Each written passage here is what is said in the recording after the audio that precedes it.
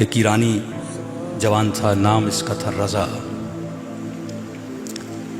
इतना बेअदब था, कहते जब गुस्सा आता था तो मैं कभी अपनी माँ पर भी हाथ उठाता था।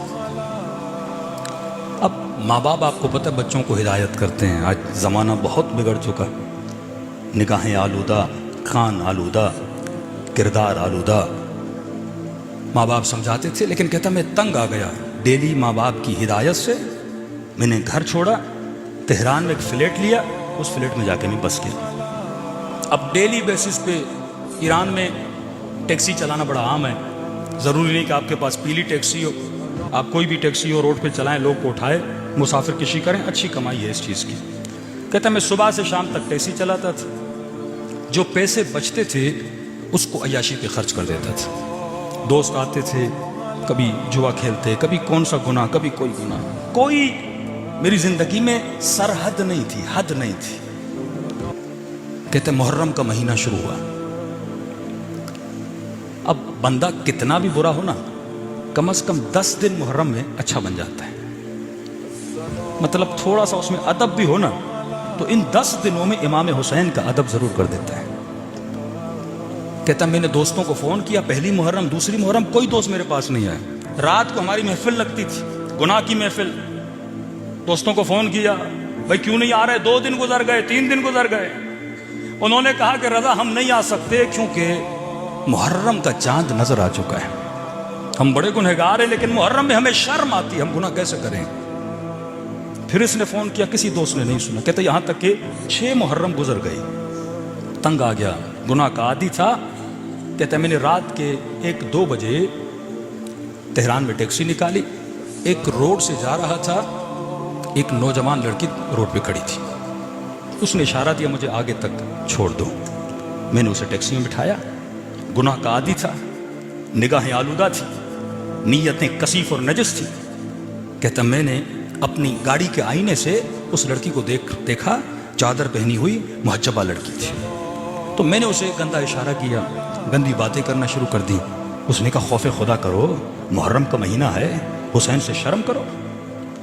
उसने कहा कौन हुसैन, कौन सा मुहर्रम? बेदीन बन चुका था। कहता इसने अपनी गाड़ी को मोड़ा और कहता मैं अपनी फ्लैट की तरफ जा रहा था स्पीड के साथ। अब देखा कि वो खातून लरजने लगी और कांपने लगी। कभी मुझे मौला हुसैन का वास्ता देती, कभी मुझे अब्बास का वास्ता देती, करबला के शुहदा का वास्ता देती।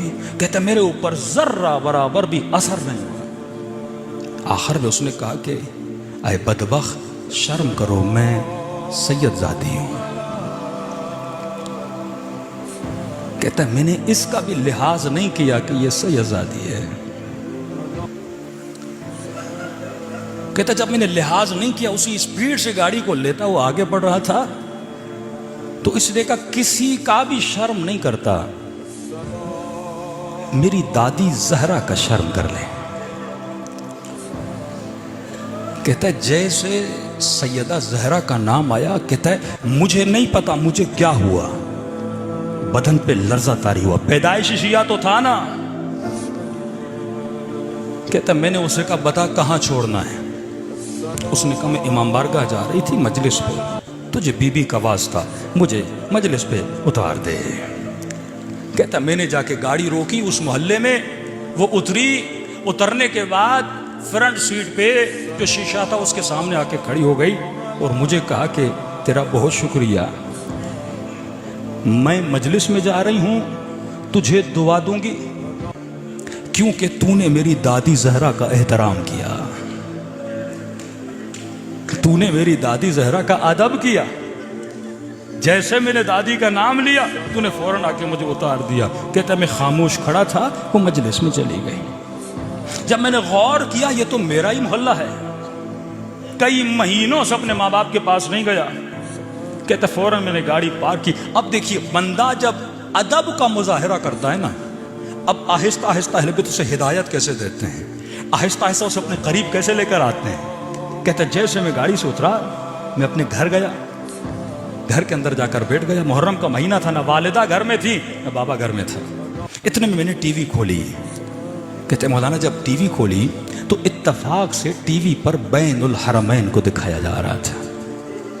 कभी अब्बास का रोज़ा, कभी इमाम हुसैन का रोज़ा दिखाया जा रहा था, और जाकिर इमाम हुसैन के मसाए पढ़ रहे थे कि हुसैन इतने गरीब थे कि उसकी 4 साल बच्ची को तमाचे मारे गए।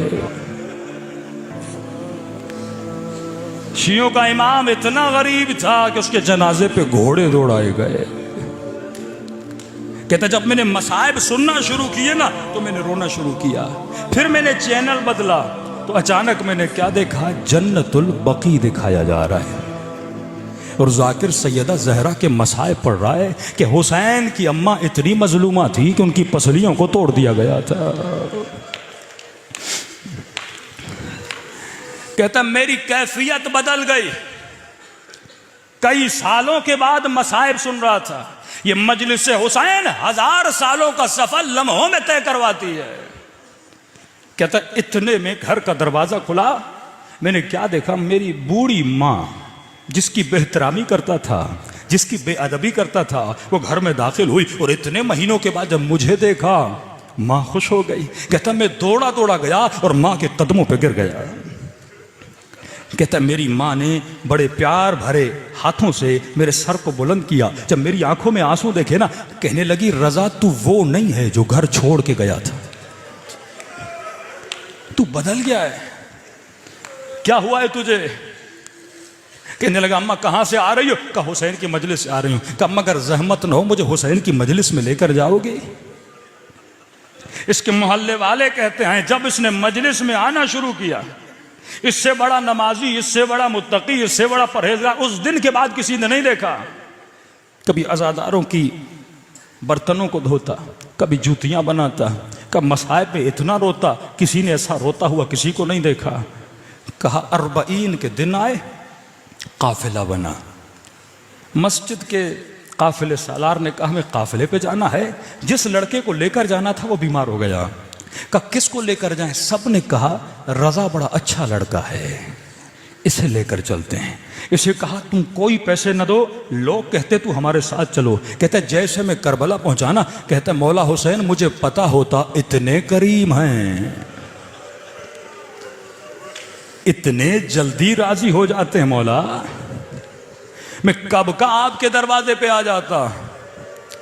कहते काफिला वापस आया, मैंने शुक्र खुदा अदा किया। इतने में काफिला हज पे जाने वाला था। उस काफिले सालार ने भी बोला कि रजा तू हमारे साथ चल, जाहिर बड़े खुश होते हैं जब तू साथ होता है। कहता है चंद महीनों में हुसैन की कब्र की ज़ियारत भी हो गई, लेकिन जब जन्नतुल बकी पहुंचा, कहता है घुटनों के बल जहरा की कब्र के सामने खड़ा हो गया। कहने लगा बीबी में बहुत बुरा था, मुझे नहीं पता ये घर इतनी जल्दी लोगों को होर बना देता है, इतनी जल्दी खताओं को माफ कर देता है। कहते हज से वापस आया, तेहरान का बहुत मुत्तकी एक ताजिर था, वो मेरे वालिद से मिला। उसने कहा कि मैं कई दिनों से देख रहा हूँ इस मोहल्ले में आपके बेटे से बड़ा कोई मुत्तकी नहीं है, अगर आप राजी हूँ मैं चाहता हूँ अपनी बेटी की शादी इस जवां से कराऊं। कहता क़िबला मैं अपने बेटे की गारंटी नहीं लेता, चंद महीने हुए नेक हुआ है, जाके उससे आप खुद बात करें। ये बूढ़ा आता है, कहता है रजा मैं तुझे कई महीनों से देख रहा हूं, तू नेक बन गया है, लेकिन एक शर्त पे अपनी बेटी दूंगा, आज के बाद हुसैन का दामन न छोड़ना। कहता है क़िबला अल्लाह मौत दे अगर मैं दामन हुसैन को छोड़ दूं। मैंने तो इनको पहचाना भी नहीं था कि कल आ जा बेटी का रिश्ता लेने। रजा फैमिली के साथ रिश्ता लेने गए। ईरान में रस्म है, जिस बच्ची का रिश्ता लेने जाते हैं वो बच्ची चाय लेकर आती है। कहते हैं बड़े अदब व हया से बैठा था। ये लड़की जब चाय लेकर आती है, ये चाय का कप उठाता है, उस लड़की की निगाह जब इसके चेहरे पे पड़ती है बेहोश होकर गिर जाती है। वालिदैन उठा के कमरे में ले जाते हैं, होश में आती है तो ज़बां पे एक ही जुमला होता है या ज़हरा, फिर बेहोश हो जाती है। फिर होश में आती है, एक जुमला बोलती या ज़हरा, फिर बेहोश हो जाती है। जब सही से होश में आई, माँ ने कहा बेटी मसला क्या है? कि अम्मा खुदा की कसम कल ख्वाब में सैयदा फातिमा को देखा था। अम्मा कल मैंने हुसैन की दुखियारी माँ को ख्वाब में देखा था और खुदा की कसम बीबी ने इसी जवां की तस्वीर दिखाई थी और कहा था कल ये तेरे रिश्ते के लिए आ रहा है, जवाब न देना, इसने मेरी बेटी का एहतराम किया था, तू इसका एहतराम करना। क्या गुजरी होगी मौला हसन पे जब किसी बंद गली में किसी लई ने हसन की मां को मारा होगा।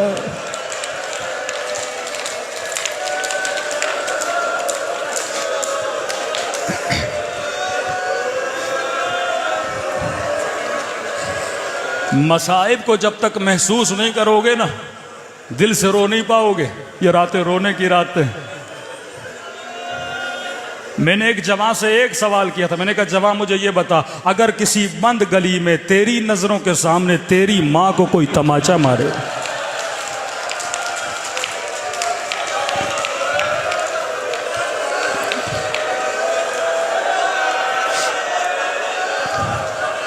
कब मौलाना अल्लाह वो दिन मेरी जिंदगी में न लाए। मैंने कहा यही गम था अहले बैत अलैहिस्सलातु वस्सलाम को। पूरी जिंदगी मौला हसन इसी बात पे रोते रहे। 40 साल मौला ज़ैनुल आबिदीन रोते रहे, अपनी माओ बहनों की चादरों के लुटने पे रोते रहे। खुदारा हुसैन की मजलिस में आने वालियों, इन चादरों की कदर व कीमत जाना। इस चादर के लिए ज़ैनब ने तमाचे खाए, इस चादर के लिए सकीना ने तमाचे खाए, इस चादर के लिए अब्बास के बाजू कटे।